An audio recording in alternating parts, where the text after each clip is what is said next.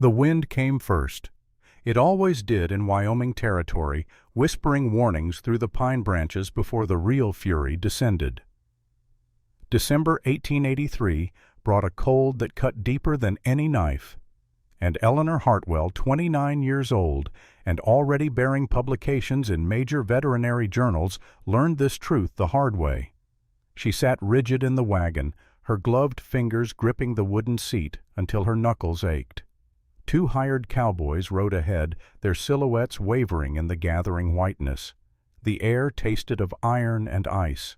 Above, the sky had transformed from blue to a sickly gray, the color of old pewter left too long in winter rain. Eleanor had traveled 3 weeks from Philadelphia. 3 weeks of rattling trains and dusty stagecoaches. 3 weeks of moving farther from everything she knew and closer to something she could only imagine. Her father's letter had been clear. Thornridge Ranch needed expertise in cattle breeding. The contract offered 6 months of work, generous pay, and the chance to prove her veterinary knowledge in practical application. Dr. James Hartwell had taught his daughter well, even if the medical schools back east refused to acknowledge a woman's capability. The wind strengthened. Snow began to fall soft at first like ash from a distant fire, then harder. The flakes grew fat and aggressive, driven horizontal by gusts that made the wagon lurch. "Miss Hartwell." The lead cowboy turned in his saddle, his voice nearly lost in the wind. "We need to find shelter, storms coming in fast." She nodded, pulling her wool coat tighter. The temperature had dropped 20 degrees in the span of minutes. Her breath formed clouds that the wind tore away before they could fully materialize. Then the world went white. The blizzard struck with the force of divine rage. Visibility vanished. The horses screamed, rearing in panic. Eleanor felt the wagon tilt, heard the crack of wood, and then she was falling, tumbling through snow that felt solid as stone. She hit the ground hard enough to drive the air from her lungs. When she tried to stand, her boots found no purchase. The snow was already knee-deep and rising. She called out, but the wind swallowed her voice. The 2 cowboys had vanished. The horses had bolted. The wagon lay on its side like a dying animal. Eleanor spun in a slow circle, trying to distinguish north from south, up from down. Everything was white. The cold penetrated her coat, her dress, her skin. Her fingers began to lose feeling. She thought of her father, of his face, when she had told him she was accepting the Wyoming contract. Pride mixed with worry in his aging eyes. She thought she might die here alone in this endless white hell, and no one would find her body until spring thaw. Then she heard it. The sound of hooves, steady and sure, cutting through the chaos. A shape materialized from the storm. Horse and rider moving with impossible confidence through conditions that should have made travel suicidal. The horse was black as midnight, its mane thick with ice. The rider sat tall in the saddle, wrapped in heavy furs and leather that made him look like something from another age. Eleanor could see only his eyes, gray as winter steel, sharp as broken glass. They found her, assessed her, measured her chances in the space of a heartbeat. He said nothing. Speech was pointless in the screaming wind. Instead, he extended one arm, the gesture carrying absolute authority. Eleanor hesitated for perhaps a second. Then survival instinct overwhelmed pride. She reached up, felt his hand close around her wrist, and gasped at the strength in that grip. He pulled her up and onto the horse behind him as if she weighed nothing at all. His body was solid as the mountains themselves. Heat radiated from him despite the killing cold. Eleanor wrapped her arms around his waist, pressed her face against his back, and felt his free hand settle over hers, holding her secure, keeping her alive. The horse plunged forward into the storm. Time lost meaning. Eleanor drifted between consciousness and something darker. The cold wanted to take her, to pull her down into sleep that would never end. But the warmth of the man in front of her kept her tethered to life.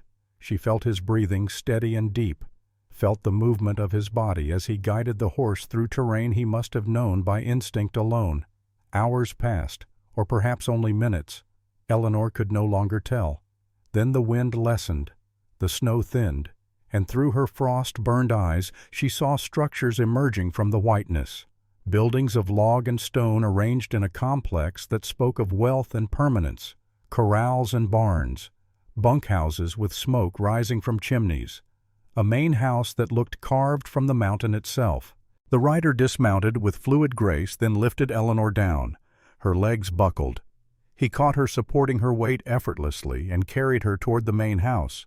She wanted to protest, to insist she could walk, but her mouth would not form words. Inside warmth hit her like a physical force. A massive stone fireplace dominated one wall, flames leaping and crackling. The rider set her down on a leather sofa, then moved to the fire, adding logs with practiced efficiency. Only then did he remove the scarf covering his face. Eleanor felt what little breath she had left catch in her throat. The man before her had features that looked carved by the same hand that shaped the Wyoming peaks. Strong jaw covered in several days' worth of dark stubble. Full lips pressed into a line of concentration. High cheekbones and a nose that had been broken at least once. A small scar curved along his left cheek, pale against sun-darkened skin. But it was his eyes that held her. Gray and penetrating, carrying depths of pain and strength in equal measure. He was tall, she realized, perhaps 6'3", broad through the shoulders in a way that came from genuine labor, not gymnasium exercise. His hands were large and scarred, the hands of a man who worked with rope and leather and unforgiving elements. When he spoke, his voice was deep and rough, like whiskey aged in oak barrels. "Welcome, Miss Hartwell.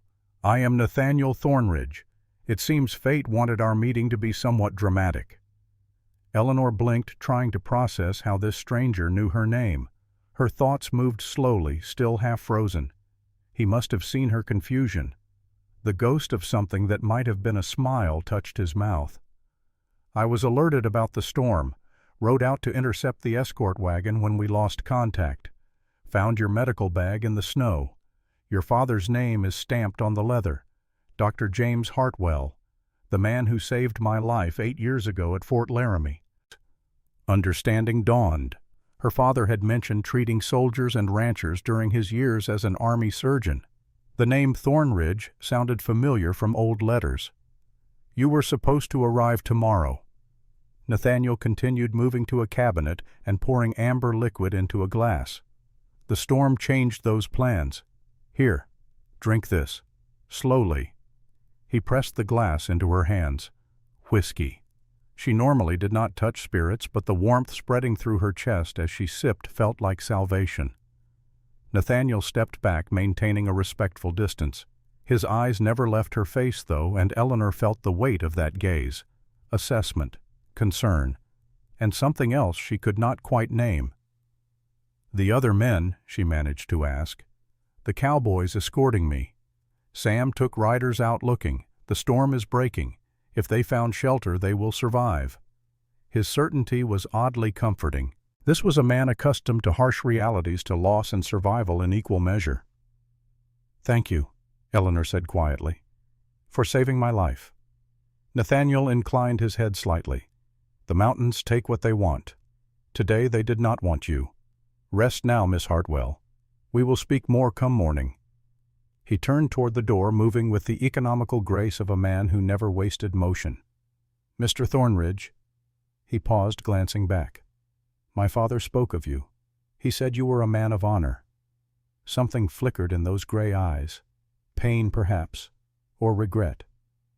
"Your father is a generous man in his assessments," Nathaniel said softly. Then he was gone, the door closing with quiet finality behind him. Eleanor sat in the warm room, still shivering despite the fire. She had come to Wyoming expecting challenge. She had not expected this. Had not expected a man who rode through killing storms as if they were spring rain. Had not expected eyes that could see straight through to her soul. She finished the whiskey and let exhaustion claim her. The next morning arrived with the surreal silence that only follows a great storm. Eleanor woke in a bed she did not remember reaching, covered in quilts that smelled of cedar and sage. Sunlight streamed through windows, painfully bright against the snow. Someone had laid out clean clothes for her, a simple wool dress in forest green, far finer than anything in her traveling trunk.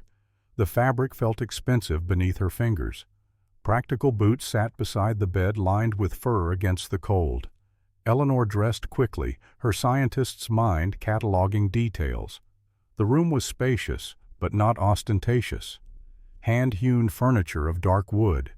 A single oil painting on the wall showing mountains at sunset. Everything spoke of wealth, earned through hard work rather than inherited luxury. She found her way downstairs by following the smell of coffee and wood smoke. The main room looked different in daylight, larger than she had realized. Native American rugs covered polished wooden floors, leather furniture arranged around that magnificent stone fireplace, and windows, so many windows, all showcasing the impossible beauty of the land beyond. An older man stood by the fire pouring coffee from a tin pot. He turned as she entered, and his weathered face creased into a welcoming smile. "Dr. Hartwell, good to see you vertical. I am Samuel Bridger. Friends call me Sam. I manage this operation for Mr. Thornridge." He was perhaps 65, with iron-gray hair and eyes the color of winter rivers. His handshake was firm, but not crushing the grip of a man secure in his strength. "Please call me Eleanor, or Ellie, and thank you for the clothes. They fit perfectly."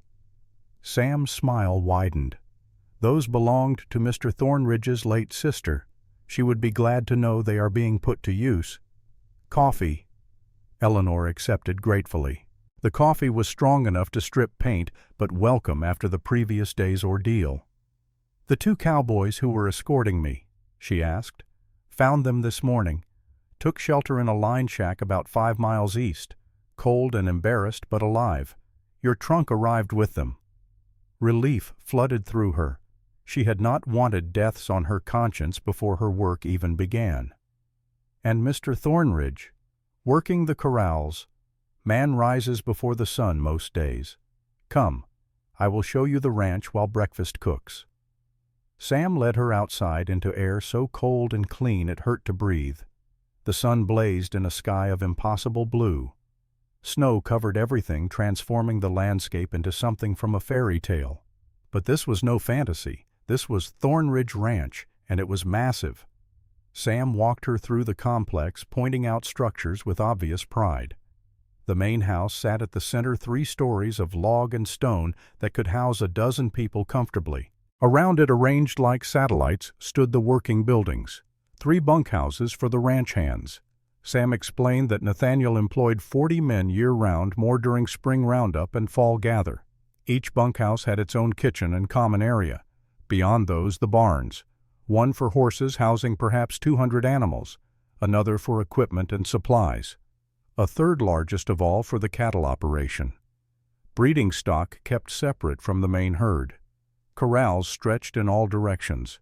Eleanor saw cattle bearing the Thornridge brand, a stylized T merged with a mountain peak, thousands of them dark shapes against white snow. 50,000 acres, Sam said, gesturing at the land that rolled away to distant peaks. 3 generations of Thornridge blood and sweat, 5,000 head of cattle, best horses in Wyoming territory, and all of it depending on the work you are here to do. Eleanor felt the weight of expectation settle onto her shoulders. The contract mentioned problems with calf mortality. Sam nodded grimly. "Losing 30% every spring. Something in the breeding, we think, or disease we cannot identify. Mr. Thornridge has tried everything. You are our last hope, truth be told." They reached the breeding barn, and Sam pushed open the massive doors. Inside, the smell hit Eleanor immediately. Hay and manure, yes, but also sickness. Her trained nose detected respiratory infection, malnutrition, stress. "May I see the breeding records?" she asked. Sam led her to a small office attached to the barn. Ledgers lined the shelves, each one meticulously maintained. Eleanor pulled down the most recent volume and began to read. The handwriting was precise, almost elegant. Each breeding carefully documented. Dates, bloodlines, outcomes. She traced the entries back through the years, noting patterns. "Who keeps these records?" she asked. "Mr. Thornridge himself. Started the day he took over the ranch. 8 years of data there." 8 years. Eleanor noticed a gap in one ledger. 6 months where no breeding had been attempted at all. She was about to ask about it when the office door opened. Nathaniel Thornridge filled the doorway. In daylight, without the heavy winter gear, he looked somehow larger. He wore simple working clothes, denim pants stained with mud and worse, a flannel shirt rolled to the elbows despite the cold, leather vest, boots that had seen 1,000 miles. His eyes found Eleanor, and she felt that same jolt of awareness from the previous night. "Dr. Hartwell, I trust you slept well." His voice carried the same rough warmth she remembered. Eleanor stood suddenly very aware of the borrowed dress of her hair still slightly disheveled from sleep. "Yes, thank you. And please call me Eleanor. You saved my life yesterday. I think we can dispense with excessive formality." Something flickered in his eyes. Approval, perhaps. "Then you must call me Nate. Only my grandfather was Mr. Thornridge, and he has been dead these 10 years. He moved into the small office, and Eleanor caught his scent. Worn saddle leather mountain pine horse and honest labor. Not unpleasant, earthy and real. "Sam is showing you the operation?" Nate asked. "He is.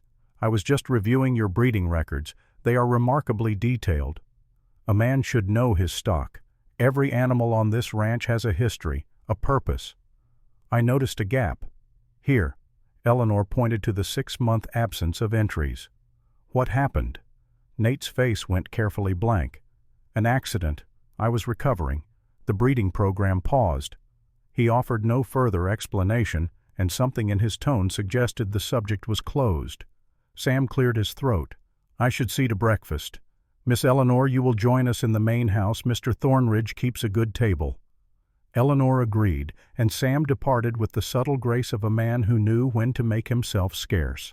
Alone with Nate in the small office, Eleanor felt the air grow charged. He stood too close in the confined space. She could see the scar on his cheek more clearly now, old wound long healed but deep enough to have required stitches. "Your father was a good doctor," Nate said quietly. "When that bull gored me, I was certain I would die. He worked on me for 6 hours, saved my life." So that was the accident. Bull goring. Eleanor had seen such injuries during her father's practice. They were often fatal. The fact that Nate stood before her whole and healthy spoke to her father's skill. "I am glad he could help," she said. Nate's eyes held hers for a long moment. Then he stepped back, putting professional distance between them. "The work you are here to do is critical, Eleanor. This ranch is more than business to me. It is legacy. My grandfather signed treaties with the Arapaho tribe. My father expanded the land through fair dealing and hard work. I am the last Thornridge. If I fail, 3 generations end with me." The weight in his voice told Eleanor this was more than simple family pride. This was burden, duty, the kind of responsibility that could crush a man if he let it. "I will do everything in my power to help," she promised. Nate nodded, then moved toward the door. He paused there, glancing back. "Welcome to Thornridge Ranch, Eleanor. I hope the work proves worthwhile." Then he was gone, leaving Eleanor alone with the ledgers and the scent of leather and pine. The first 3 weeks passed in a blur of work. Eleanor threw herself into examining the cattle, taking samples, studying bloodlines. The problem revealed itself slowly, like a photograph emerging in chemical bath. It was not disease, it was nutrition. The winter feed lacked critical minerals. The cows were malnourished, their bodies unable to sustain healthy pregnancies. The solution was simple, expensive but simple. She presented her findings to Nate one afternoon in his office. He listened without interruption, his eyes never leaving her face. When she finished, he sat back in his chair. "You are certain?" "As certain as I can be without controlled trials. But the evidence is clear. Supplement the feed with these minerals, improve the hay quality, and I believe we will see significant improvement." "That will cost considerable money." "Legacy is not cheap, Nate." He smiled then, a real smile that transformed his face from stern to almost boyish. It made Eleanor's heart do something complicated in her chest. "Order what you need," he said. "I will wire Denver today." True to his word, supplies began arriving within the week. Eleanor implemented her program working alongside the ranch hands. They were skeptical at first, these weather-beaten men who had spent their lives with cattle. But they saw her dedication, saw she was not afraid of hard work or getting dirty, and slowly they accepted her. Nate came to the breeding barn most evenings, always with some excuse, checking on a particular animal, reviewing records, asking about progress. But Eleanor began to suspect the real reason was simply to see her. They talked about science and ranching, about the land and the weather. Gradually, the conversations grew more personal. Eleanor told him about growing up in Philadelphia, about learning medicine from her father, despite the closed doors of formal education, about the loneliness of being a woman in a field that wanted no women. Nate spoke of his childhood on the ranch, of his parents dead now from influenza, of 2 younger sisters also gone to disease, of being the sole survivor of his family line, carrying the weight of their expectations. "My grandfather used to say, 'The land remembers,'" Nate told her one evening as they walked between the corrals, "that it knows who treats it with respect. The Arapaho believe the same thing. We are stewards, not owners. And a steward who fails his trust has failed everything." Eleanor heard the pain beneath his words, the fear of being that failed steward. "You have not failed," she said quietly. "You are still fighting, still trying. That is what matters." Nate stopped walking, turned to face her. The sunset painted the snow in shades of orange and gold. His gaze caught the light turning from steel to molten silver. "You see things differently than most, Eleanor. You make me believe in possibilities I stopped believing in years ago." Her breath caught. They stood close enough that she could feel the warmth radiating from his body, close enough to see the flecks of darker gray in his eyes. Then a ranch hand called out from the barn, breaking the spell. Nate stepped back, the moment lost, but Eleanor felt it. The connection growing between them, dangerous and inevitable as the Wyoming winter. On the 23rd day of her employment, Nate invited her to dinner. Not in the main house, but up on a ridge overlooking the ranch valley. He had arranged it simply, but with obvious care. Blankets spread on the snow, a small fire for warmth, food packed in tin containers. They sat side by side, looking out over the land as the sun disappeared behind distant peaks. The sky turned purple, then indigo. Stars emerged one by one until the heavens blazed with light. "My grandfather taught me the constellations," Nate said, pointing to the sky. "Both the European names and the Arapaho. That one there, what you would call Orion, the Arapaho call the Great Hunter. Those stars tell the story of a man who went seeking his lost love and found her transformed into a white buffalo." "A sad story," Eleanor observed, "but a true one. The Arapaho do not believe in happy endings. They believe in true endings, and sometimes truth is sad." He lowered his arm but did not move away. If anything, he leaned slightly closer. "This land has been Thorn Ridge territory for 50 years, he continued. "Before that, Standing Bear's people for centuries. We have treaty, mutual respect. But if I die without heir, the territorial government will seize the land. Break the treaty. Everything ends." Eleanor understood then. The full weight he carried. Not just family legacy, but political responsibility. The fate of an entire people tied to his ability to produce an heir. "There are other ways to leave legacy," she said softly. "The treaties you honor, the way you treat your people, the land you protect." Nate's hand moved across the blanket. His fingers found hers, rough calluses against her softer skin. "You give me hope I have no right to feel," he whispered. Eleanor turned to look at him, found his face inches from her own, saw the longing in his eyes, the war between desire and duty. "Nate," she breathed. He leaned in. She felt his breath warm against her lips, felt her own eyes begin to close. Then hoofbeats shattered the night. A rider came fast up the trail, horse lathered despite the cold. One of the ranch hands, his face urgent in the firelight. "Boss, Miss Blackwood is here.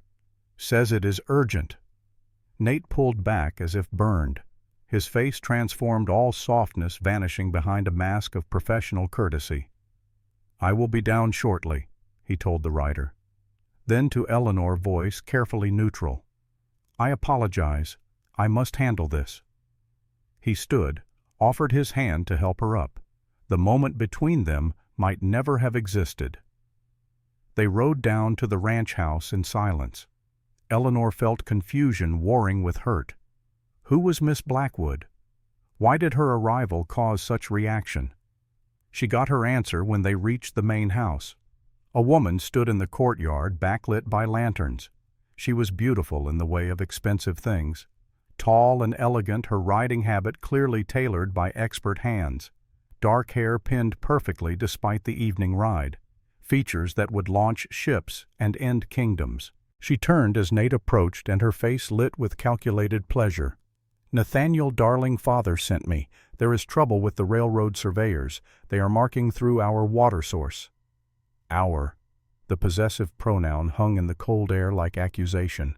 The woman moved to Nate, placed her hand on his arm with the familiarity of long acquaintance. Her eyes scanned the area, found Eleanor standing in shadow. "Oh," she said, voice dripping false sweetness. "You must be the livestock consultant from the East. How rustic of you to dine outdoors in winter." Eleanor stepped into the light, meeting the woman's gaze directly. "Dr. Eleanor Hartwell.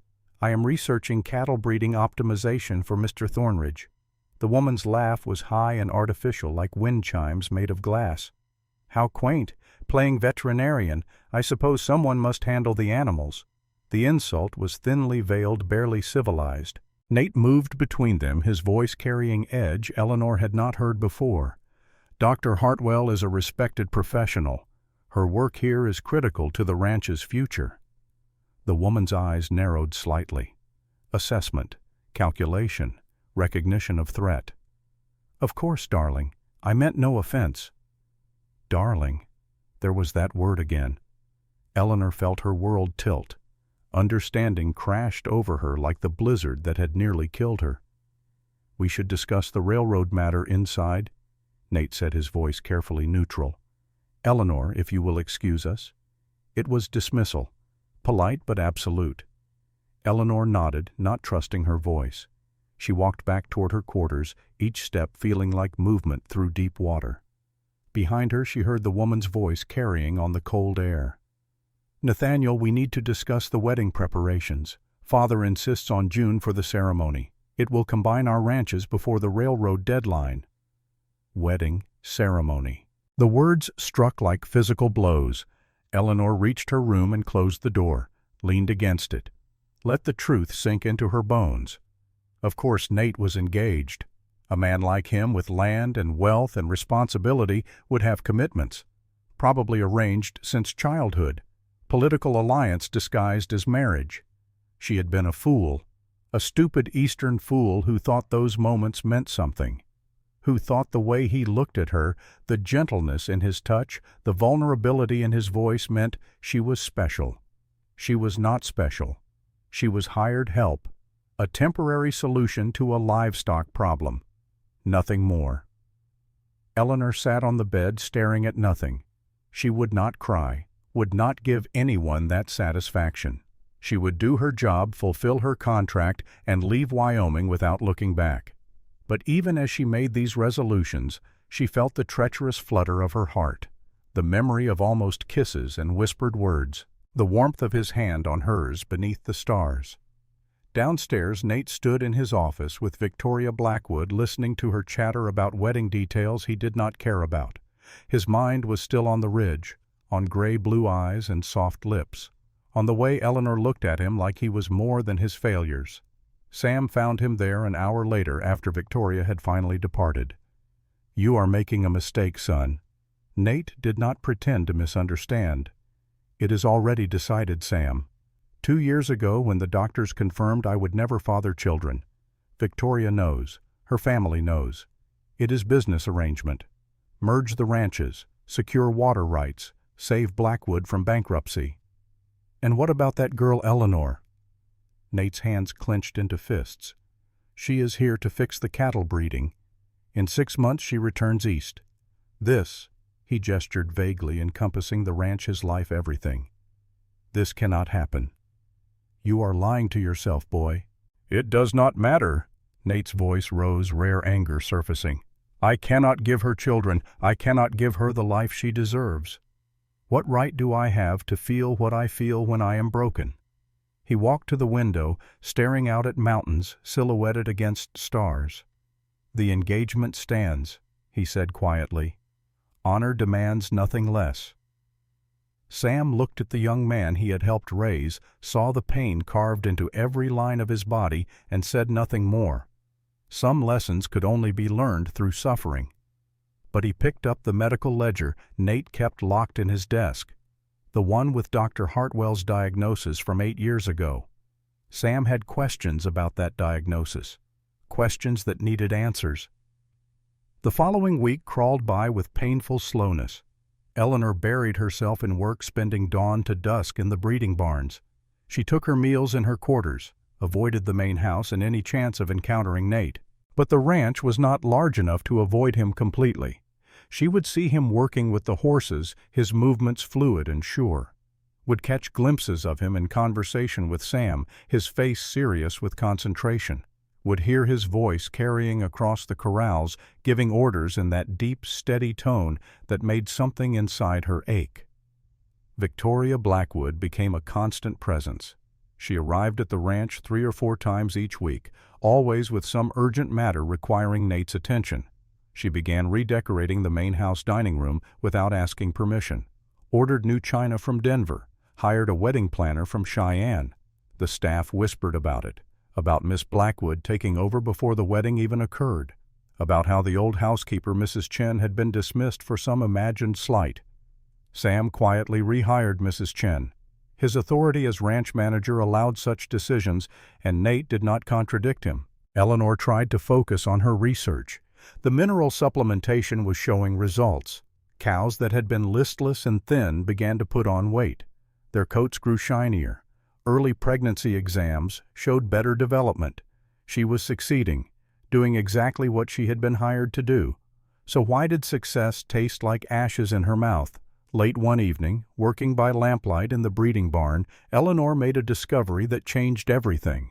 She had been reviewing breeding patterns in the cattle, comparing them to scientific papers she had brought from Philadelphia. Bulls that had been considered sterile after injury sometimes recovered fertility, given enough time and proper conditions. The human body worked similarly. Trauma could cause temporary dysfunction, but temporary was not permanent. Eleanor's hands began to shake as she pulled the old injury reports, found the one from 8 years ago, bull goring, massive pelvic trauma, emergency surgery performed by Dr. James Hartwell. Her father. Her father had been the one to declare Nate sterile. But what if the diagnosis had been incomplete? Medical science in 1875 had been crude compared to modern techniques. Battlefield surgery focused on saving lives, not preserving future fertility. 8 years of healing, 8 years of recovery. What if the damage had not been permanent? Eleanor sat back, mind racing. She could not know for certain without modern tests, but the possibility existed. The scientific probability was actually quite high. She needed to tell Nate. But how? They had barely spoken in days. And even if she told him, what if she was wrong? What if she gave him hope only to have it crushed? The ethical dilemma paralyzed her. Then she heard footsteps, looked up to find Nate standing in the barn doorway, lamplight casting long shadows across his face. "Working late," he observed. Not a question. "The research requires it." Silence stretched between them, heavy with unspoken words. Nate moved into the barn, walking slowly down the center aisle. He stopped at a stall containing a pregnant mare, ran his hand along her neck with obvious affection. "I owe you an explanation," he said quietly, not looking at Eleanor. "About Victoria. You owe me nothing. You are my employer. Your personal life is none of my concern." The formality in her voice made him flinch. "When did I become your employer instead of Nate?" Eleanor set down her papers with carefully controlled movements. "When I learned you have a fiancé, it is proper to maintain professional distance." Nate's jaw tightened. "The engagement was arranged 2 years ago. After doctors confirmed I would never father children." The words hung in the air between them. Eleanor felt her scientific discovery burning in her mind, demanding to be spoken. But Nate continued, his voice rough with old pain. I was 27 when the bull gored me. Charging bull during spring roundup, caught me in the pelvis. I nearly bled to death. Your father saved my life at Fort Laramie Field Hospital. He turned to face her then, and Eleanor saw the anguish in his eyes. But he could not save my ability to have children. Told me the damage was permanent, irreversible. I am the last Thornridge male, 3 generations, and I am where the line ends. Eleanor stood, moved toward him without conscious thought. Nate being unable to have biological children does not make you a failure. My grandfather built this ranch from nothing. His voice rose, rare emotion breaking through. My father defended it, expanded it, and I cannot even perform the most basic function. Cannot continue the bloodline. Cannot honor the treaties that require Thornridge heirs to maintain the land. He walked to the window, hands gripping the sill hard enough to turn his knuckles white. Victoria knows. Her family knows. It is business arrangement. Merge the ranches, secure resources, give her a position as wife to a landowner even if there will never be children.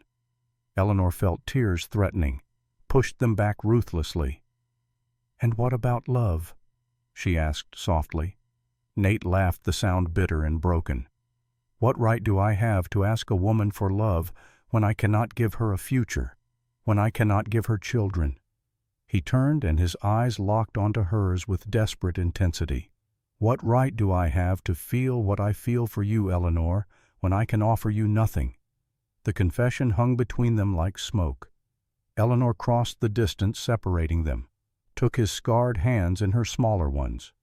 There are other ways to build legacy, other ways to honor your family.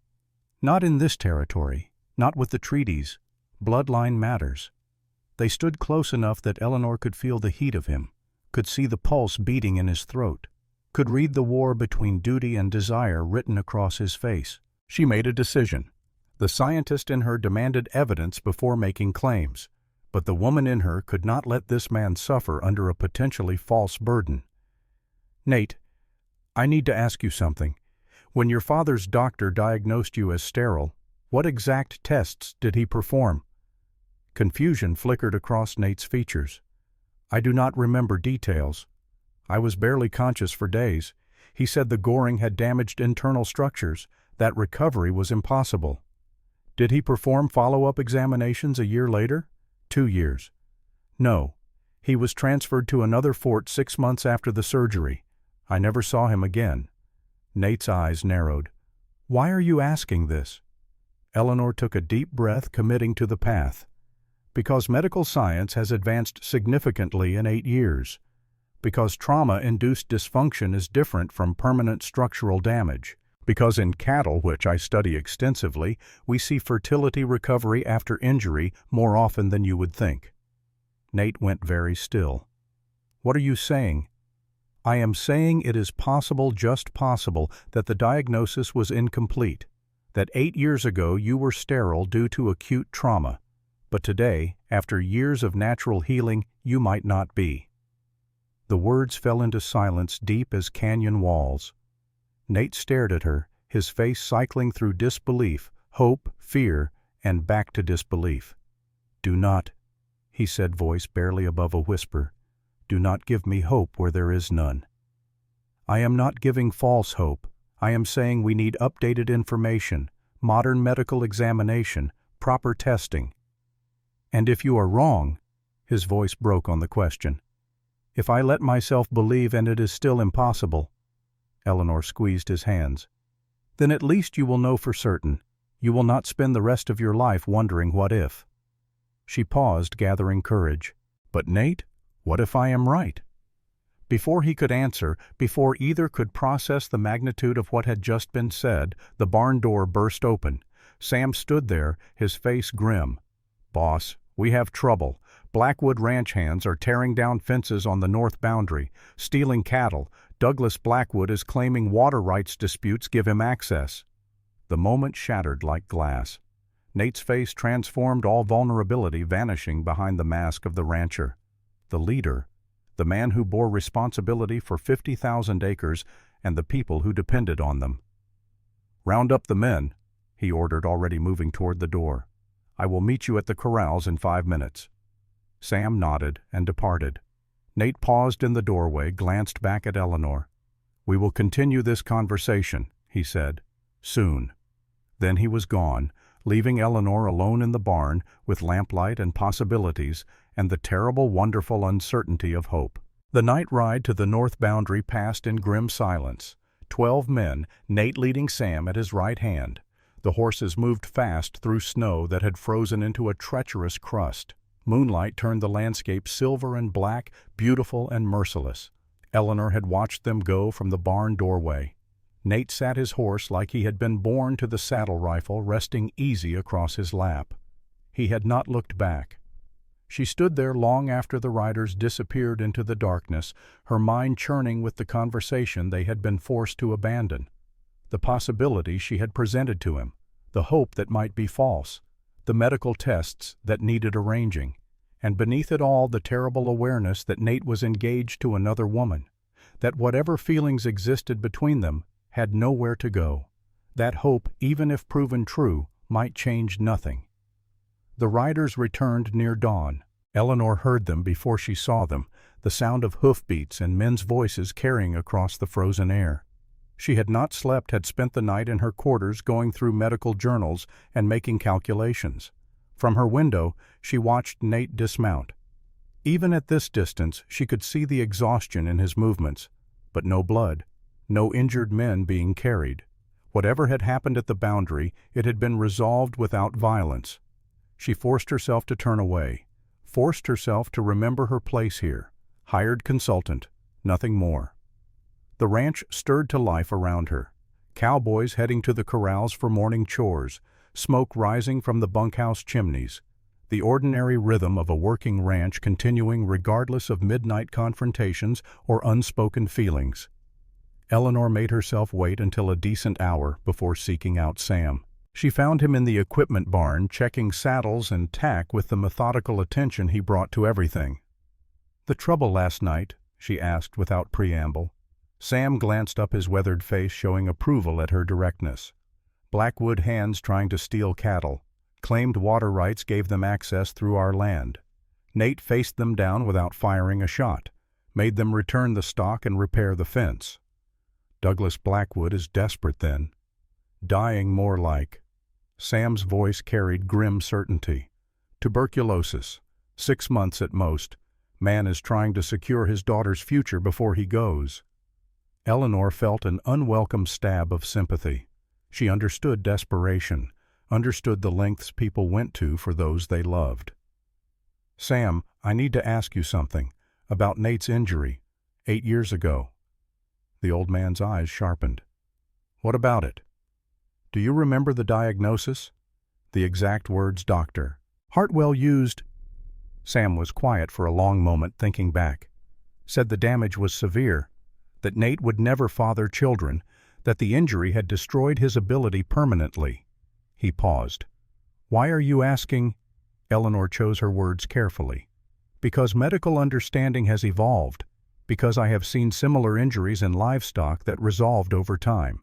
Because I think there is a possibility the diagnosis was based on immediate trauma assessment rather than long-term prognosis." Sam went very still. "You are saying he might not be sterile. I am saying modern testing could provide definitive answers, but it needs to be done discreetly, without raising hopes that might be crushed."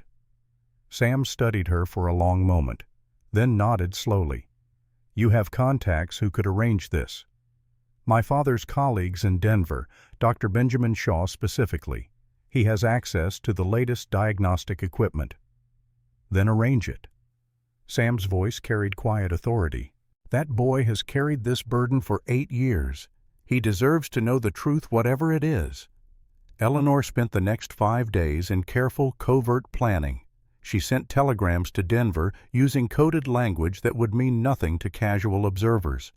Arranged for samples to be collected and transported. Set up a system of communication that would keep the testing completely confidential. Nate provided what was needed without question, though his face remained guarded.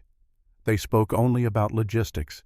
did not mention the barn conversation, did not acknowledge the possibility hanging between them like smoke. But Eleanor felt his eyes on her, felt the weight of unspoken questions. Victoria's presence at the ranch increased. She appeared almost daily now, always with some urgent matter. The wedding planning consumed her attention. She spoke of June ceremonies and Denver dressmakers of guest lists and menu selections, spoke as if the marriage was inevitable as sunrise. Eleanor tried not to listen, tried to focus on her cattle research, which was showing genuine progress. The mineral supplementation had reduced calf mortality by 15% already. By spring, she projected the numbers would be even better. She should feel proud, should feel the satisfaction of professional success. Instead, she felt hollow.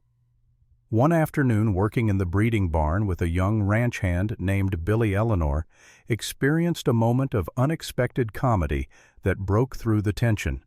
She was explaining the importance of tracking estrus cycles using technical terminology she had learned in her father's medical practice. Billy listened with increasing confusion, his face growing redder by the minute. Finally, he turned to the other cowboys gathered nearby and attempted translation. "The lady doctor says the cows need to be romantic at the right time." The bunkhouse erupted in laughter. Even Eleanor could not help but smile at the awkward interpretation. "Perhaps I should simplify my language," she said, trying to maintain professional dignity while fighting back her own laughter. "Perhaps you should," agreed a deep voice from the barn entrance. Nate stood there, and Eleanor felt her heart perform that now familiar complicated movement in her chest. He was smiling, a genuine expression that softened his stern features and made him look younger, less burdened. "City terminology does not translate well to ranch work, Dr. Hartwell." "Apparently not. I will endeavor to use more cowboy-friendly phrasing." Their eyes met across the barn, held for a moment too long. Eleanor saw something warm in his gaze, something that made her breath catch. Then Victoria's voice cut through the moment like a knife through butter. "Nathaniel, there you are. We need to discuss the ceremony details." She stood in the doorway behind Nate, silhouetted against the afternoon light. Eleanor could not see her face clearly, but she did not need to. The possessive tone said everything. Nate's expression shuddered. The warmth vanished behind professional courtesy. "Of course. Eleanor, if you will excuse me." He left with Victoria, and Eleanor stood in the barn, surrounded by cowboys who suddenly found reasons to be elsewhere. She felt Billy's sympathetic glance before he too departed. Alone, Eleanor pressed her hand against her chest, willing her heart to slow, willing the ache to subside. It did not. That evening, working in Nate's study to review breeding records, Eleanor found herself unable to concentrate. The room smelled of leather and pipe tobacco, of the man who spent his evenings here planning and worrying and carrying the weight of 3 generations. She was comparing fertility charts when the door opened. Nate entered, looking surprised to find her there. "I apologize. I thought you would be finished by now." "Nearly done. I can leave if you need the space." "No." The word came quickly. "No, please stay. I have ledgers to update. We can work together." So they did, in a silence that felt charged with electricity. Eleanor sat at the desk. Nate settled into the chair by the fireplace, account book spread across his lap. The only sounds were the scratch of pens on paper and the crackle of burning wood. Eleanor found her eyes drifting to him, watching the way lamplight caught in his dark hair, the concentration on his face as he worked, the strength in his hands as he wrote. "You are staring," Nate said without looking up. Eleanor jerked her attention back to her papers, heat flooding her cheeks. "My apologies. I did not say I minded." The quiet statement hung in the air. Eleanor looked up to find Nate watching her, now ledgers forgotten. His gaze held an intensity that made her skin warm. "This is dangerous," she said softly. "I know. You are engaged. I know that too." Nate set aside his ledgers and stood, moved to the desk where Eleanor sat, leaned against it close enough that she could smell worn leather and wood smoke, close enough to see the pulse beating in his throat. "The engagement was built on false premises," he said quietly. on the belief that I could never have children, on resignation to a future without hope. And now I find myself wanting things I swore I would never want again." His hand moved to her face, fingers gentle against her cheek. Eleanor's eyes drifted closed at the contact, at the tenderness she had not expected from this stern man. "Eleanor," he whispered. She opened her eyes, found his face inches from hers, saw the longing there, the conflict, the desperate want. "We should not," she breathed even as she leaned toward him. "No, we should not." But he was bending down and she was rising, and the space between them was disappearing like morning mist. The door slammed open with explosive force. Victoria stood there, eyes blazing with fury, barely contained beneath a veneer of false sweetness. "Nathaniel, darling, I have been looking everywhere for you." She practically spat the word darling, loaded with venom and possession. Nate straightened immediately, creating distance between himself and Eleanor, but the guilt on his face was visible, the interrupted intimacy obvious. Victoria's smile was sharp as broken glass. "I see you have been quite occupied with ranch business." The emphasis on the last words made clear what she thought of Eleanor's presence. "Dr. Hartwell and I were reviewing breeding records," Nate said, his voice carefully neutral. "How very thorough of you both." Victoria moved into the room, claimed space with the confidence of someone who considered herself already in possession. "But I must steal you away, darling. The wedding planner is waiting. We have decisions to make about the ceremony." Nate's jaw tightened, but he was trapped by duty and propriety. "Of course, Eleanor, we can continue this tomorrow." The dismissal stung, even though Eleanor understood its necessity. She gathered her papers, kept her face expressionless, and left the study without looking back. Behind her she heard Victoria's voice, honey-sweet and poisonous. "Really, Nathaniel, you must be more careful about appearances. People might get the wrong idea about your relationship with the help." Eleanor did not hear Nate's response, did not want to hear it. She retreated to her quarters and tried very hard not to think about how close they had come to kissing, how much she had wanted it, how wrong it was to want something that belonged to another woman. That night, alone in the darkness, Victoria Blackwood sat at her writing desk, composing a letter she would never send. The words poured out anyway, a confession to no one. She had loved Nathaniel Thornridge since she was 18 years old, had seen him at a territorial social tall and serious and impossibly handsome, and felt her heart simply stop. But he had barely noticed her. She was just another rancher's daughter, unremarkable and uninteresting. For 14 years she had loved him from a distance, had watched him build his ranch, had heard about the accident, had learned of his devastating diagnosis. And when her own father's financial empire crumbled, when tuberculosis began eating him alive, when the Blackwood Ranch teetered on the edge of foreclosure, she had seen an opportunity, a marriage of convenience. Nathaniel needed a wife despite his sterility. She needed salvation for her dying father and their ancestral land. It was perfect, practical, bloodless. Except she did love him, had always loved him, and he would never love her back. Victoria's hand trembled as she wrote. The pregnancy complicated everything. 3 months along with Marcus Vane's child, the gunslinger she had taken to her bed in a moment of desperate loneliness. The plan had been simple. Marry Nathaniel before the pregnancy showed, announce the miracle baby, let everyone assume the sterile rancher had somehow fathered a child. It would have worked. It should have worked. Then Eleanor Hartwell arrived with her Eastern education and her kind eyes and her obvious intelligence. Arrived and looked at Nathaniel the way Victoria had looked at him for 14 years. And worse, so much worse, Nathaniel looked back. Victoria crumpled the letter. She was not a good person. She knew this. But she was desperate, and desperation transformed good people into monsters. If Eleanor Hartwell stood between Victoria and salvation, then Eleanor Hartwell would have to be removed. The medical results arrived 10 days after the samples were sent. A telegram delivered to Eleanor's quarters by courier from Denver. Her hand shook as she opened the envelope. The words blurred before her eyes at first, then came into sharp, undeniable focus. Patient shows normal sperm count. Motility within acceptable range. Hormone levels indicate full fertility function. Assessment patient capable of fathering children. Previous diagnosis appears to have been trauma-based, not indicative of permanent condition. 8 years natural healing has restored reproductive capability. Eleanor read the telegram 3 times, then sat down heavily on her bed, the paper clutched in trembling fingers. Nate was not sterile, had not been sterile for years probably. The damage from the bull goring had healed naturally.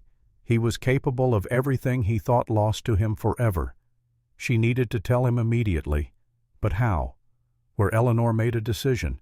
She saddled a horse awkward still at the task, but determined. Asked a passing ranch hand where Nate might be found. "Ridge Point, ma'am. He goes there when he needs to think." She rode the 2 miles slowly, giving herself time to plan what to say. How to tell a man that 8 years of grief and resignation had been based on incomplete information. How to give someone back their future. She found him sitting on a boulder, looking out over the valley his family had built. The afternoon sun painted everything gold. The peaks rose unchanging against the horizon. The wind carried the scent of pine and possibility. Nate turned as he heard her approach, stood as she dismounted. "Eleanor," just her name, but weighted with question. She walked to him, the telegram folded in her coat pocket. Her heart hammered against her ribs. "The results came," she said simply. Nate went absolutely still. His face lost all color. When he spoke, his voice was barely audible. "Tell me." Eleanor pulled out the telegram, handed it to him with shaking hands. She watched him read it, watched his eyes move across the words once, twice, 3 times, watched understanding dawn like sunrise, watched 8 years of pain crack and shatter. The telegram fell from his hands. Nate staggered backward, sat down hard on the boulder. He covered his face with both hands, and his shoulders began to shake. Eleanor moved to him, knelt in the snow at his feet, gently pulled his hands away from his face. Tears streamed down his weathered cheeks. Silent sobs racked his broad frame. He looked at her with eyes that held wonder and anguish and disbelief in equal measure. "I can have children," he whispered. "I can have children." Eleanor nodded, her own tears flowing freely now. "You can have everything you thought lost. Family, heirs, future." Nate's hands moved to her face, cradling it with infinite gentleness. "You gave this to me. You gave me back my life. Science gave it to you. Your body healed itself. I just proved it. You gave me hope when I had none. You made me believe in possibilities." They were close now, kneeling together in the snow, the wind whipping around them. Nate's thumbs brushed away Eleanor's tears. His eyes searched hers. "I am engaged," he said, voice breaking. "I gave my word. But God help me, Eleanor, I do not want to marry her. I want you." Eleanor's breath caught. "Nate, tell me to stop. Tell me this is wrong." "It is wrong." "Then why does it feel like the only right thing I have felt in 8 years?" He leaned forward, and Eleanor met him halfway. Their lips touched, gentle at first, tentative, then deeper. 8 years of loneliness and 6 weeks of denied attraction poured into that kiss. Eleanor's arms wrapped around his neck. His hands pulled her closer until no space existed between them. The kiss tasted of salt and hope of snow and desperation of everything that could be and everything that should not. When they finally broke apart, both breathing hard, Nate rested his forehead against hers. "What do I do?" he whispered. The engagement was arranged to save the Blackwood family, to prevent Douglas from dying knowing he failed. How do I walk away from that obligation? Eleanor took his hands. "You made that promise believing you could never have children, that you were offering Victoria a barren future. But now the premises have changed. You are not broken. You can build a real family, with someone you love. With you, if you want me." Nate pulled her into his arms, held her with fierce tenderness. I want you more than I have ever wanted anything." In the distance, a gunshot cracked across the valley. Both of them jerked upright the moment shattered. "The ranch," Nate said, already moving. "Something is wrong." They mounted quickly and rode hard back toward the main complex. Eleanor saw smoke rising before they arrived, heard shouts carrying on the wind. The breeding barn was burning. Cowboys battled the flames with buckets of water and wet blankets. Sam directed the efforts, his voice cutting through the chaos. Nate dismounted at a run, joining the firefighting immediately. Eleanor raced to the barn entrance. Her research, months of work, the breeding records, everything. "Stay back." Sam grabbed her arm. "Too dangerous." They contained the fire to one section, saved most of the building. But when Eleanor was finally allowed to enter and assess the damage, her heart sank. Her equipment, destroyed. Research notes, burned. The detailed records she had been compiling, gone. And most critically, the medical coordination files, the ones that documented Nate's testing, stolen. Sam appeared at her side, his face grim. This was not accident. Someone set this deliberately. Before Eleanor could respond, a ranch hand approached. Pete, one of the older cowboys. He looked deeply uncomfortable. "Boss Doc Hartwell, I found something in the doctor's quarters. Was checking to make sure the fire had not spread, and I saw this." He held out a silver horse figurine, ornate and clearly expensive. Nate's face went white. "That is my mother's. It has been missing from the main house for 3 weeks." Pete swallowed hard. It was in Dr. Hartwell's trunk, bottom compartment, hidden under her clothes. All eyes turned to Eleanor. She felt the world tilt beneath her feet. "I have never seen that before. I did not take it." But even as she spoke, she saw doubt flicker in faces around her. Cowboys she had worked beside, men she thought respected her. Victoria materialized from the gathering crowd, her face a perfect mask of shock and concern. "Oh my God! Eleanor, how could you—" "I did not do this." Eleanor's voice rose. "Someone planted that figurine. Someone set this fire." Victoria's eyes gleamed with tears that looked suspiciously rehearsed. "Nathaniel, I am sorry, but I have to speak. I have had concerns about Dr. Hartwell's behavior for weeks, the way she looks at you, the inappropriate familiarity. I tried to give her benefit of doubt, but now theft. Sabotage. Those are lies." Eleanor spun to face Nate. "You know me. You know I would never do this." Nate stood frozen, torn between what he knew of Eleanor's character and the evidence before him. The entire ranch watched, waited for his judgment. He was not just a man in this moment. He was the landowner, the authority.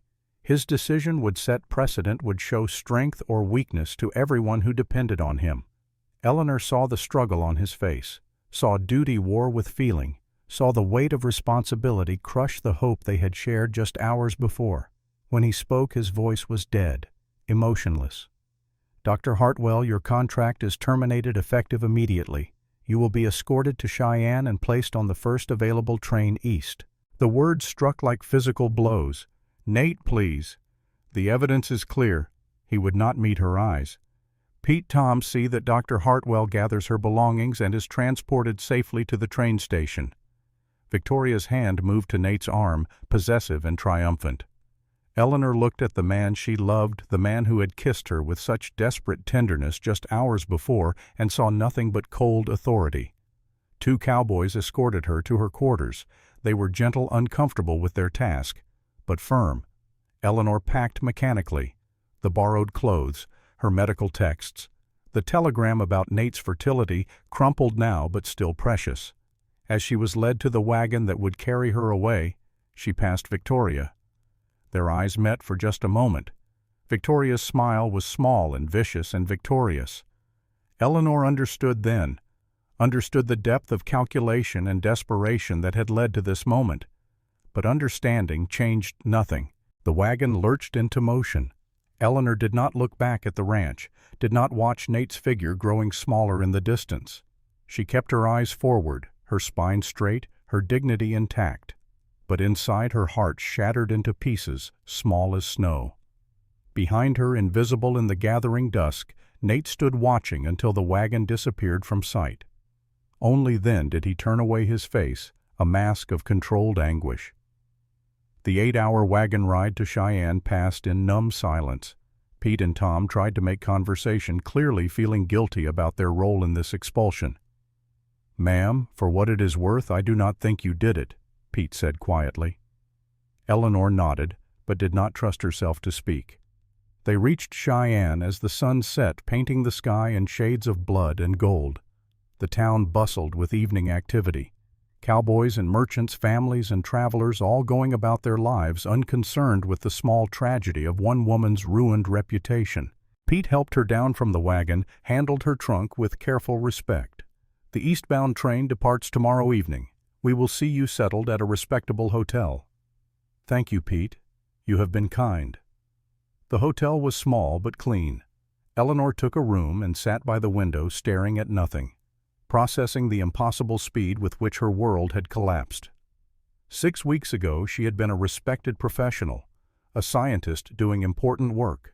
She had been building something, creating something. Now she was branded a thief and saboteur, her contract terminated, her reputation destroyed. And Nate had chosen duty over trust, had chosen evidence over faith, had sent her away without even giving her a real chance to defend herself.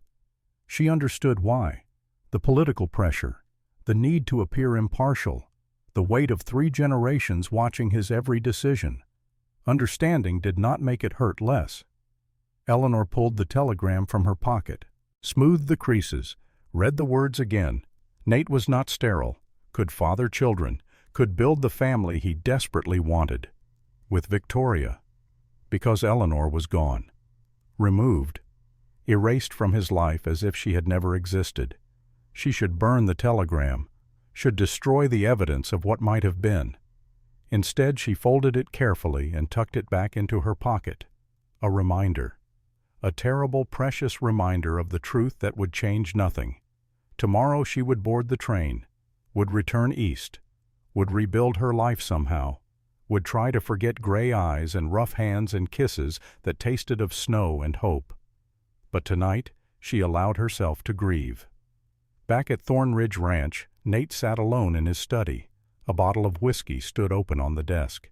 He had not touched it yet, did not trust himself to drink when every instinct screamed to obliterate consciousness.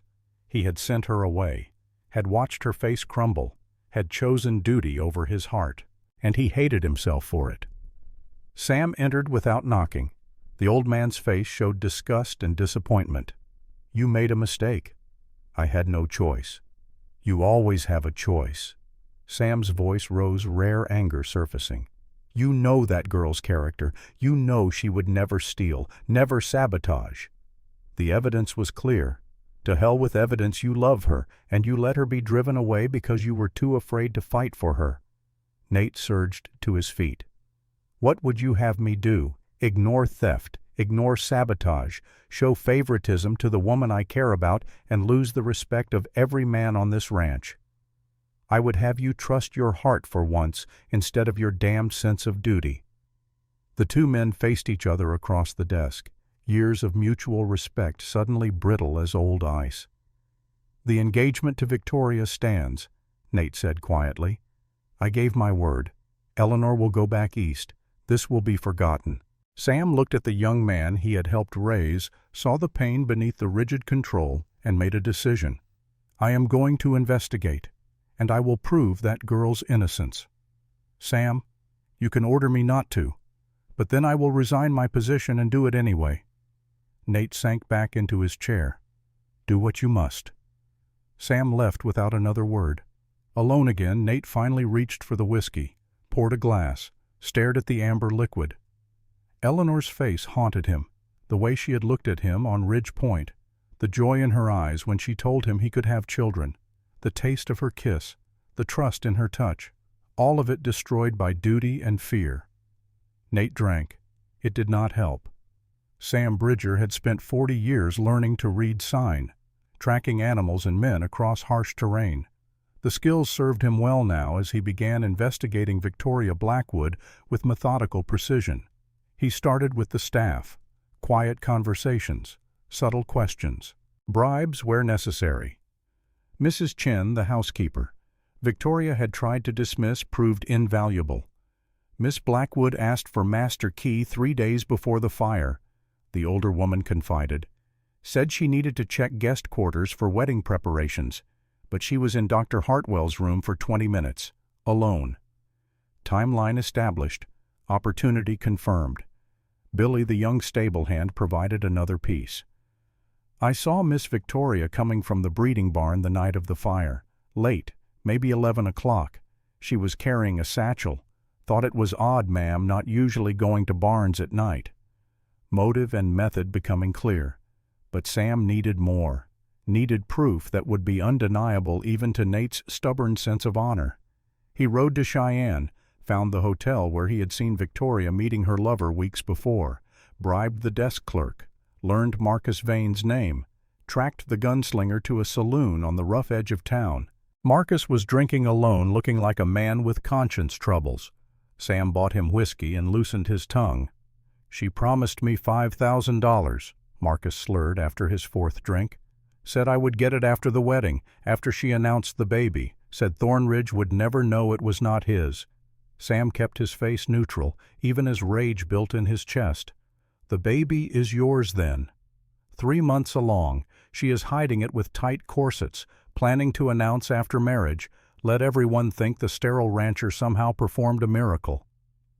Sam bought Marcus one more drink, then left before he did something he would regret. The pieces fit together now. Desperate woman, dying father, failing ranch, pregnancy by wrong man, marriage to wealthy landowner, the only salvation. And Eleanor had stood in the way of that salvation. Sam compiled everything, witness statements, timeline. Marcus's confession obtained with whiskey but recorded with careful notes. Financial records showing Blackwood's debts. 3 days after Eleanor's departure, Sam walked into Nate's office and dropped the folder on the desk. Read it, all of it. Then tell me you made the right decision. Nate opened the folder, read slowly, methodically. Sam watched color drain from his face, watched hands begin to shake, watched understanding dawn like terrible sunrise. She framed Eleanor, Nate whispered. Victoria framed her to remove a rival. And she is carrying another man's child, planning to pass it as yours, to deceive you about your own heir. Nate stood abruptly, the folder falling to the floor. How long since Eleanor left? 3 days. Train to Omaha runs twice weekly. Next one departs Cheyenne tonight at 8. If she is still there, if she has not already left for points east, you have 4 hours. Nate was already moving, grabbing his coat. Have midnight saddled, fastest route to Cheyenne. And Victoria. When I return, I will deal with her. But first I have to stop Eleanor from leaving. He paused at the door. Thank you, Sam, for not giving up when I did. Then he was gone, racing against time, and his own failures, praying he was not too late. Sam watched him go, then smiled grimly and went to prepare the confrontation with Victoria Blackwood. Some battles could not be avoided, only delayed. Justice, he thought, was coming, and it would be harsh and fair and absolute. Midnight lived up to his name. The black stallion tore across the Wyoming landscape like shadow-given form hooves pounding frozen earth in rhythm with Nate's hammering heart. 25 miles to Cheyenne, less than 4 hours until the eastbound train departed. The sun hung low on the horizon, painting the snow in shades of amber and rose, beautiful and indifferent to human desperation. Nate leaned low over Midnight's neck, urging every ounce of speed from the willing animal. His mind replayed Sam's evidence in merciless detail. Victoria's manipulation, the planted figurine, the pregnancy with another man's child, the calculated destruction of an innocent woman's reputation, and beneath all of it, his own failure. His choice of duty over trust, his willingness to believe evidence over the character of the woman he loved. Eleanor. Her name was a prayer in his mind, a plea for forgiveness he did not deserve. The miles fell away beneath Midnight's hooves. Nate pushed harder than he should, knowing he asked too much of even this magnificent horse, but Eleanor was worth the risk, worth everything. Cheyenne appeared on the horizon as the sun touched the mountains. The town's buildings cast long shadows across the main street. Nate could hear the train whistle in the distance. A warning, a countdown. He drove midnight straight to the train station, scattering pedestrians and earning curses from other riders. Dismounted before the horse fully stopped. Left the reins dangling, trusting some good soul would see to the exhausted animal. The station was crowded with the usual chaos of departure. Families saying goodbye, merchants loading cargo, cowboys heading to distant work, the press of humanity moving with purpose through the large space. Nate scanned faces desperately. Where was she? Had she already boarded? Was he too late? Then he saw her. Eleanor sat on a wooden bench near the platform entrance, a small trunk beside her. She wore a simple traveling dress, her hair pulled back in a neat bun. She held a book open in her lap, but her eyes were not moving across the page. She was staring at nothing, lost in thoughts Nate knew were painful. Even in her stillness, even marked by sorrow, she was the most beautiful thing he had ever seen. The station seemed to pause as Nate walked toward her. Conversations diminished. Heads turned. Recognition rippled through the crowd. Nathaniel Thornridge, the landowner. What was he doing here? Eleanor felt the change in atmosphere before she saw him. Looked up. Her eyes found his across the crowded space. Nate watched emotions flash across her face. Surprise. Hope. Then guards slamming into place. She stood, her posture defensive. He stopped 3 feet from her, close enough to see the shadows beneath her eyes, the evidence of tears she had cried alone. "What are you doing here?" Her voice was carefully neutral, giving nothing. "Stopping you from leaving. You made your choice. You believed her over me." The accusation was deserved. Nate accepted it without flinching. "I made the worst decision of my life. I was a fool and a coward, and I am here to make it right." Eleanor's fingers gripped her book hard enough to crease the pages. "You cannot just appear and expect forgiveness." "I do not expect it, but I am begging for it anyway." The entire station was watching now. Conversations had stopped completely. This was entertainment, drama, the kind of scene people would tell their grandchildren about. Nate did not care. Let them watch. Let them witness his public humiliation. It was nothing compared to what Eleanor had endured. He raised his voice, making sure everyone could hear. 3 days ago I sent away the woman I love, branded her a thief based on fabricated evidence. I did it because I was trapped by duty and honor and my own damned fear. Gasps rippled through the crowd. Eleanor's eyes went wide. "Nate, stop. You do not have to do this." "Yes, I do." He took a step closer. "You were framed by Victoria Blackwood. She planted the figurine. She set the fire. She sabotaged your work, all to remove you as a threat to her plan." Eleanor's breath caught. "You know this for certain." Sam investigated, found witnesses, got a confession from the man Victoria has been meeting in secret, the man who fathered the child she is carrying. The crowd erupted in shocked whispers. This was better than theater. Eleanor pressed a hand to her mouth. "She is pregnant, with another man's child. 3 months along. She planned to marry me and pass the baby as mine, to deceive me about my own heir." Nate's voice roughened with emotion. "But I do not care about Victoria. I care about you. About the fact that I failed you when you needed me to believe. About the fact that I sent you away instead of fighting for you." He did something then that shocked every person in that train station. Something that violated every code of masculine pride and social propriety. Nathaniel Thornridge, owner of 50,000 acres, leader of men, respected landowner of the Wyoming Territory, dropped to his knees on the dirty station floor. The collective gasp was audible even over the train whistle. Eleanor stared down at him, tears beginning to stream down her face. "Nate, get up. Everyone is watching." "Let them watch." He took her hands in his. "Eleanor Hartwell, you came into my life like a blizzard, unexpected, powerful, transforming everything in your path. You gave me hope I had buried for 8 years. You showed me I was not broken. You made me want to fight for a real future instead of accepting a hollow existence." His voice broke slightly. "I failed you. I let fear and duty override what my heart knew was true, and I am here on my knees in front of this entire town begging for your forgiveness." Eleanor was crying openly now. "You hurt me. You chose evidence over faith." "I know, and I will spend every day of the rest of my life earning back your trust." "What about Victoria? Your engagement? Her family?" Nate's grip on her hands tightened. "The engagement is ended. Victoria framed you. She is pregnant with another man's child. Sam has documented proof of everything." He pulled the folder from his coat, handed it to her. "Read it. See the truth." Eleanor took the folder with shaking hands. Scanned the witness statements, the timeline, the confession from Marcus Vane. Her scientific mind processed the information, sorted truth from fiction, arrived at the inevitable conclusion. She had been systematically destroyed by a desperate woman. "Oh my God," she whispered. Nate remained kneeling, waiting, letting her process, giving her time to decide if forgiveness was even possible.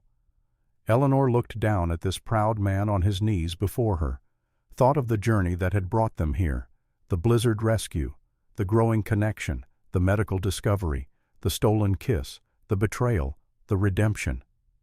"You rode 25 miles to stop me from leaving," she said quietly. "I would have ridden 500. You knelt in public, in front of half the town. I would kneel before the entire territory if it meant keeping you." Eleanor felt the last of her defensive walls crumble. "You are an idiot, Nathaniel Thornridge." "I know. A stubborn, duty-bound, emotionally constipated idiot." The ghost of a smile touched Nate's mouth. "I know that too. And I love you anyway." She pulled him to his feet and kissed him, hard and deep and thoroughly in front of God and everyone. The station erupted in applause and cheers. Hats flew in the air. Men whistled. Women dabbed at their eyes. When they finally broke apart, both laughing and crying, Nate rested his forehead against hers. "Come home with me. To Thornridge Ranch. To our future." Eleanor nodded against him. "Yes. God help me, yes." Then she remembered. The medical results. "Nate, you are not sterile. The tests confirmed it." She pulled the crumpled telegram from her pocket. "You can have children. We can have children."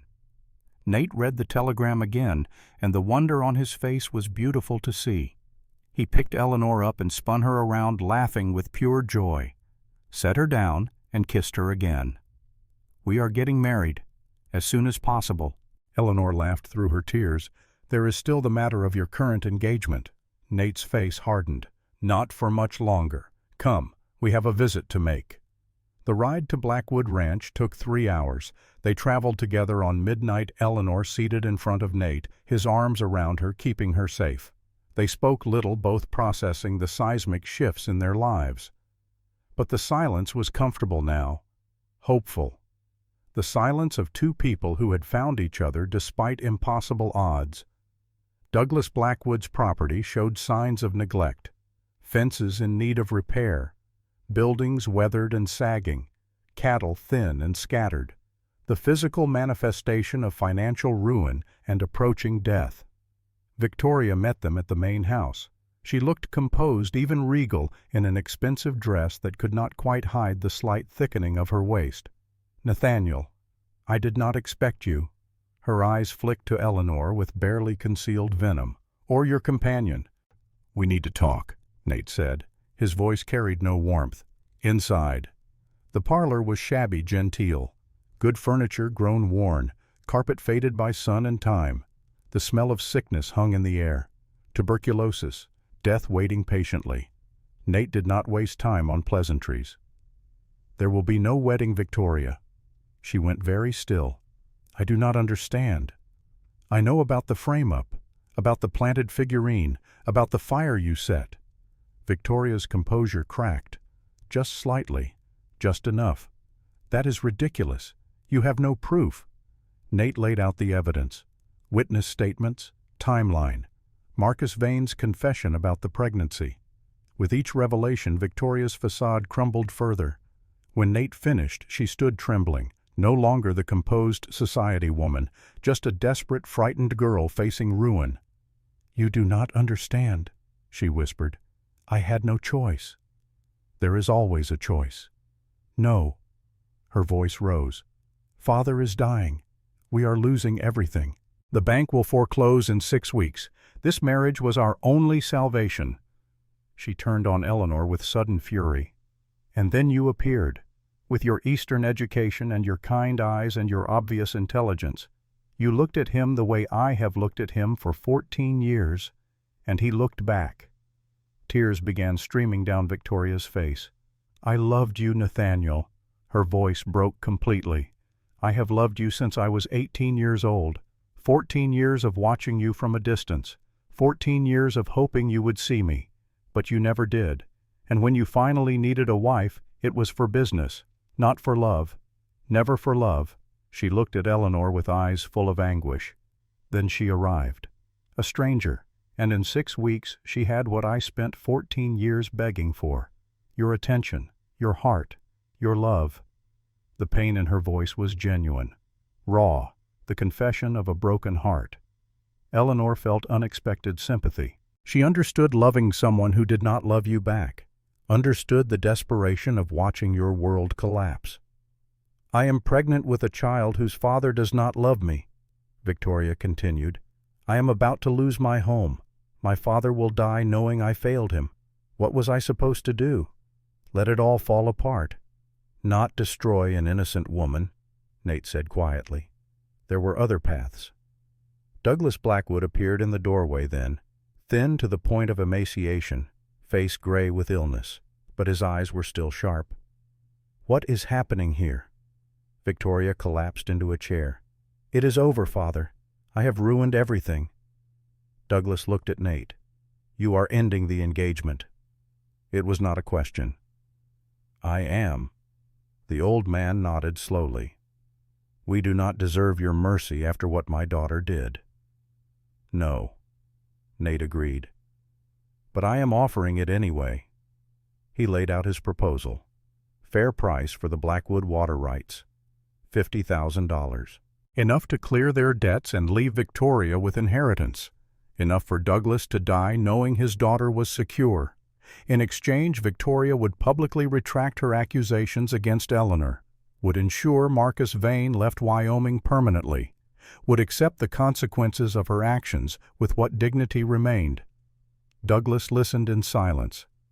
When Nate finished, the old man's eyes were wet. "Why would you do this for us?" Nate glanced at Eleanor. "Because I have learned that mercy is stronger than revenge. Because your family has been on this land for 30 years, and because everyone deserves a second chance." Victoria looked at Nate with something like wonder mixed with grief. "I hated her," she said, gesturing to Eleanor. "I still do in some ways, but you are right. I did not deserve you. I never did." She stood with visible effort. "I will sign whatever papers are necessary, will make whatever public statements you require, and I will raise my child alone, knowing it will never have the life I wanted to give it." Eleanor surprised everyone, including herself, by speaking. "A child deserves love regardless of circumstances. I hope you can give that, Victoria." Victoria's eyes met hers. In that moment, an understanding passed between them. Not friendship, never that, but perhaps the beginning of peace. Douglas Blackwood extended his hand to Nate. "You are a better man than I was at your age. Thank you. For the mercy. For the dignity." They left Blackwood Ranch as the sun began to set. Eleanor looked back once at the house where a desperate woman and dying man faced an uncertain future with slightly more hope than they had possessed an hour before. "You did a good thing," she said to Nate. "I did the right thing. There is a difference." "Is there?" Nate smiled. "You taught me that. You showed me that rigid honor without compassion is just another form of cruelty." 2 days later, an urgent summons arrived. The Territorial Land Board was convening an emergency session at Fort Laramie. The subject, Thornridge land holdings and treaty validity. The railroad company, it seemed, was making a play for the property, arguing that without an heir, without continuation of the Thornridge bloodline, the treaties with the Arapaho were void, that the territory should seize the land for railroad development. Nate and Eleanor rode to Fort Laramie with Sam. The meeting chamber was formal and intimidating.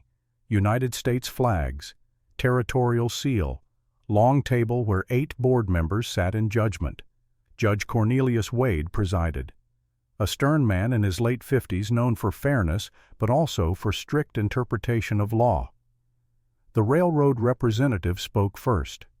Amos Gentry, expensive suit, oily voice. He laid out his case with practiced precision. The Thornridge claim rests on tribal treaty specifying bloodline continuation. But Mr. Thornridge is unmarried without heir and, according to medical records from 1875, permanently sterile. He cannot fulfill treaty requirements. The land should revert to territorial control. He produced the old diagnosis, Dr. Hartwell's assessment from 8 years ago. The board members murmured among themselves. Judge Wade looked at Nate. Mr. Thornridge, this is a serious allegation. Do you have potential for heir? The chamber went silent. Nate stood slowly, met the judge's eyes without flinching. I do, Your Honor. He pulled Dr. Shaw's telegram from his pocket. The 1875 diagnosis was based on emergency battlefield assessment. Modern medical examination reveals different conclusions. He handed the telegram to the judge, who read it carefully, then passed it to the other board members. The damage healed naturally over 8 years. I am capable of fathering children, and I intend to do so. Nate turned to Eleanor, who sat in the audience section. Miss Eleanor Hartwell has agreed to become my wife. We will continue the Thornridge bloodline and honor the treaties my grandfather signed. The chamber erupted in whispers and speculation. Amos Gentry scrambled. But they are not yet married. There is no guarantee of children. The government should seize this land now for railroad development that will benefit all citizens. Before anyone could respond, the chamber door opened. An old man entered, moving slowly but with dignity that commanded instant respect. Chief Standing Bear of the Arapaho Nation, 72 years old, face carved by weather and wisdom, eyes that had seen the world change beyond recognition. He walked to the front of the chamber. No one tried to stop him. His presence alone carried authority. I knew Nathaniel's grandfather, Standing Bear said in heavily accented but clear English. Good man, signed treaty in good faith 50 years ago, promised to respect our people and our sacred places. He turned to look at Nate. I have watched this young Thornridge. He keeps promises. He honors treaties. He protects the land as sacred trust, not as property to exploit. Standing Bear faced the board.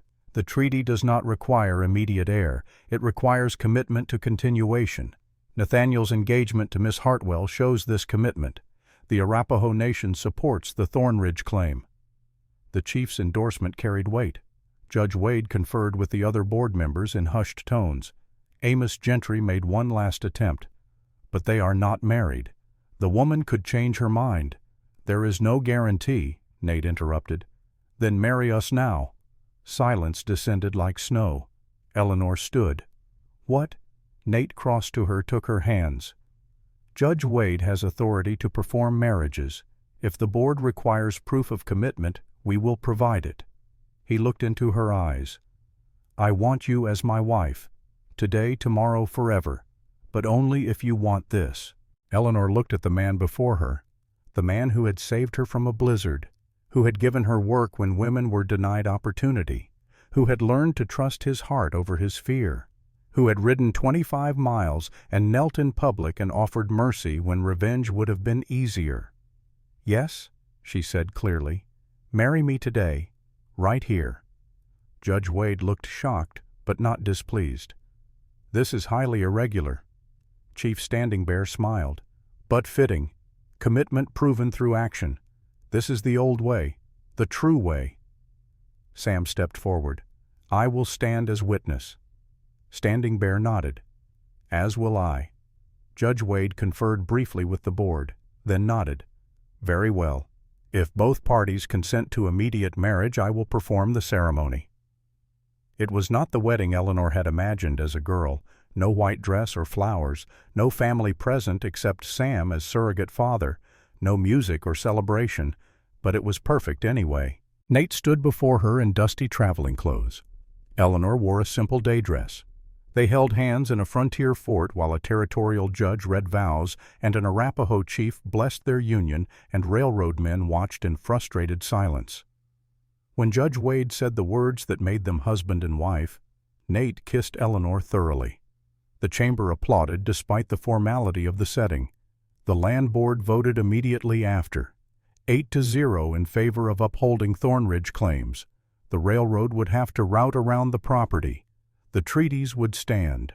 Nate and Eleanor walked out of the chamber married, partners, building a future no one could have predicted 6 weeks earlier. Life at Thornridge Ranch settled into new rhythms. Eleanor resumed her cattle work now as permanent fixture rather than temporary consultant. The breeding program thrived under her care. Calf mortality dropped to 15%. The spring crop promised to be the best in a decade. She worked alongside Nate, learning the rhythms of ranch life. He taught her to ride properly with patience and gentle correction. She taught him scientific principles, delighted by his quick mind and genuine interest. They learned each other slowly, the way married couples do. Favorite foods and morning habits. Silences comfortable and conversations deep. The building of partnership that went beyond physical attraction to genuine friendship. Sam watched them with satisfaction. Mrs. Chin hummed while preparing meals. The ranch hands developed protective affection for the woman who had been wronged and vindicated. News filtered back about Victoria. She had given birth to a daughter named Julia, raised her alone at the downsized Blackwood Ranch. Douglas passed peacefully 3 months after the confrontation, knowing his daughter was secure. Victoria sent a brief note. Not an apology exactly, but acknowledgement, and thanks for mercy she had not deserved. Eleanor insisted they send a gift for the baby. Nate agreed.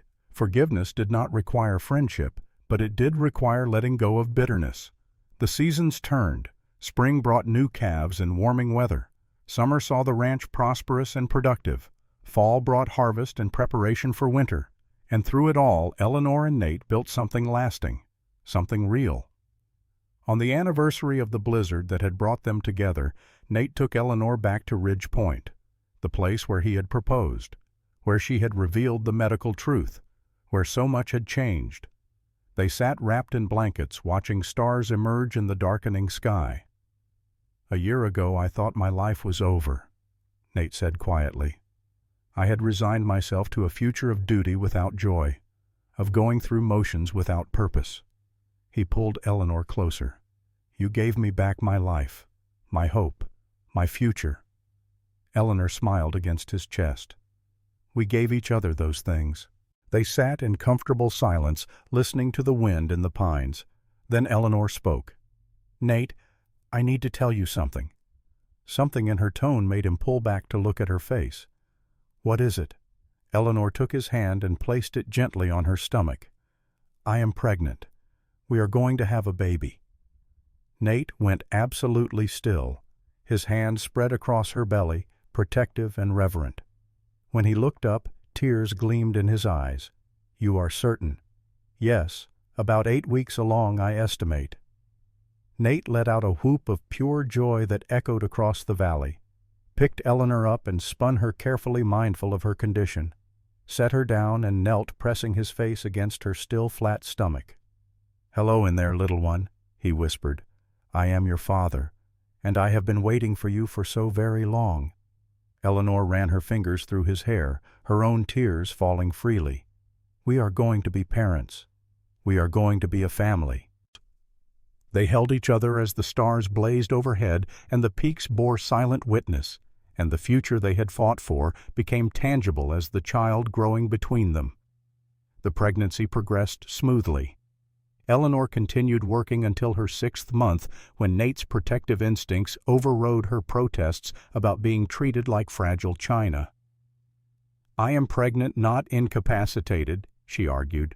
"Our child is precious. You are precious. Humor me." The compromise was supervision rather than prohibition. Eleanor directed operations rather than performing physical labor. It satisfied them both. Dr. James Hartwell came from retirement to attend the birth. The old man's pride in his daughter was obvious, as was his satisfaction that his surgery 8 years earlier had ultimately led to this happiness. Spring of 1885 brought labor pains and a day that seemed to last forever. Nate paced outside the bedroom tradition demanding fathers remain absent during birth.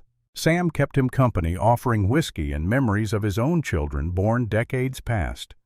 Then a baby's cry split the air. Dr. Hartwell emerged, smiling. "You have a son, Nathaniel, healthy and strong." Nate burst into the room, found Eleanor exhausted but radiant, holding a tiny bundle wrapped in blankets. "Meet your son," she said softly.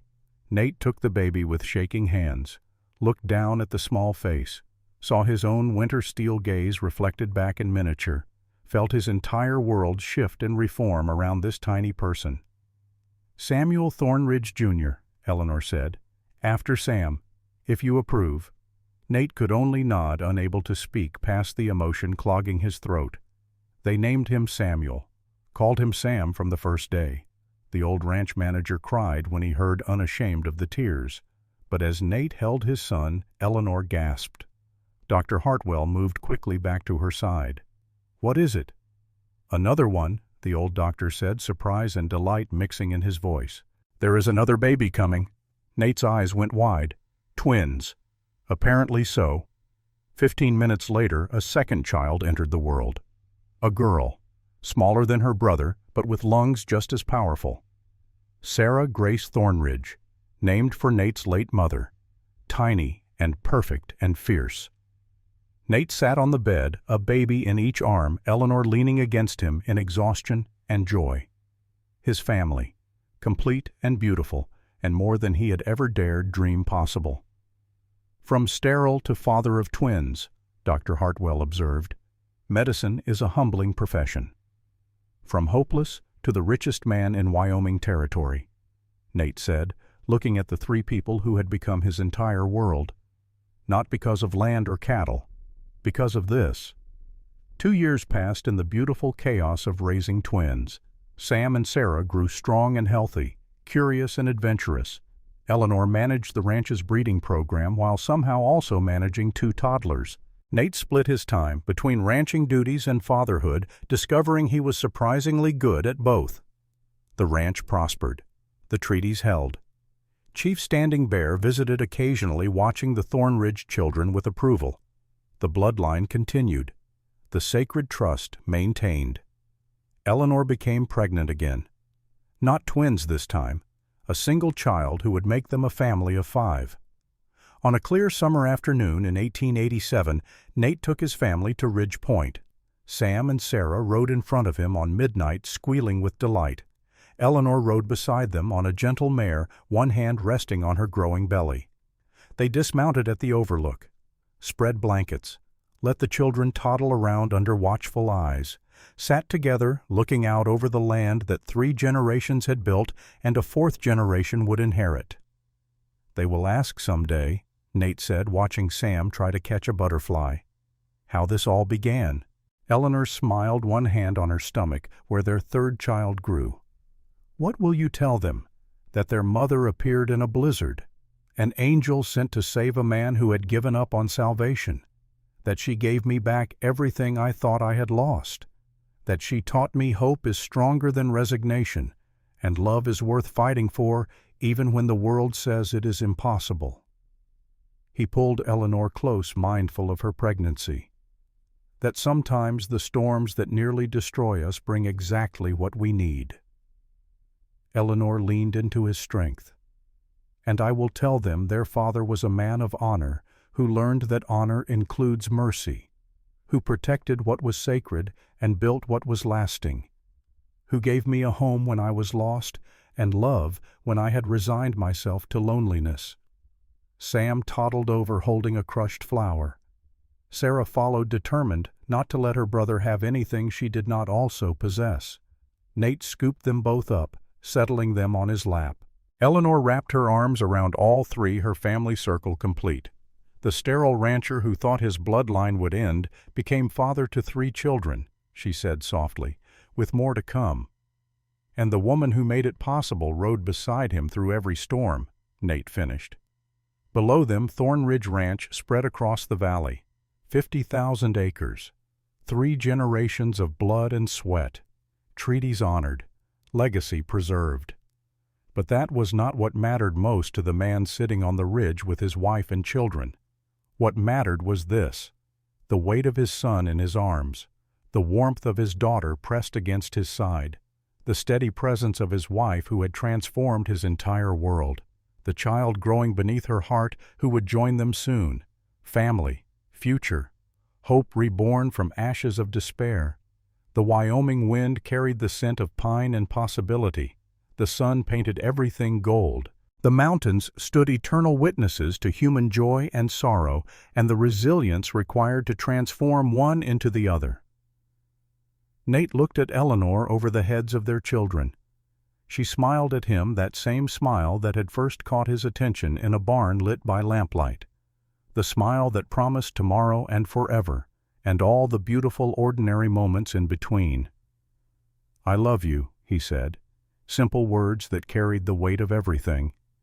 "And I love you," Eleanor replied. "Always." The children babbled between them, oblivious to the significance of the moment, of the miracle their existence represented, of the journey their parents had traveled to arrive at this perfect, impossible present. The children babbled between them, oblivious to the significance of the moment, of the miracle their existence represented, of the journey their parents had traveled to arrive at this perfect, impossible present. The sun descended toward the mountains. The shadows lengthened. The wind sang through the pines, and on a ridge overlooking 50,000 acres of Wyoming territory, a family sat together and counted their blessings. Legacy secured, love triumphant, hope fulfilled beyond measure. Today there was only this: a family on a ridge, a moment perfect and complete, a happiness earned through suffering and sweetened by the knowledge of how easily it all could have been lost.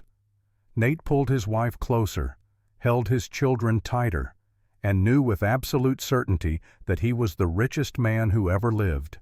Not because of land or legacy or the continuation of bloodlines, but because he had found love when he thought love was impossible, had built family when he thought family was forbidden, had discovered that second chances exist for those brave enough to seize them.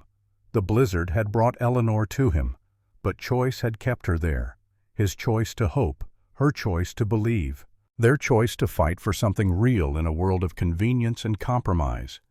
And now, sitting on this ridge with everything that mattered gathered in his arms, Nate understood the truth his grandfather had tried to teach him long ago. Legacy was not about land. It was about love passed from one generation to the next, about values maintained and faith preserved, about teaching children to be brave and kind and honorable in a world that often rewarded none of those things. This was legacy, this moment, this family, this love. Everything else was just details. The stars began to emerge one by one until the sky blazed with light. Wyoming stretched vast and beautiful in all directions. Tomorrow would bring work and worry and all the ordinary challenges of living.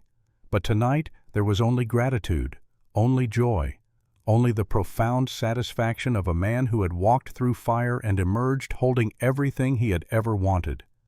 The mountains stood watch.